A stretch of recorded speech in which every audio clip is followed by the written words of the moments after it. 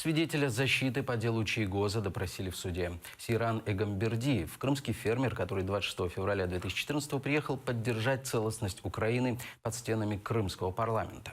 Он рассказал, что представители пророссийского митинга пришли задолго до назначенного времени и начали провоцировать проукраинских активистов.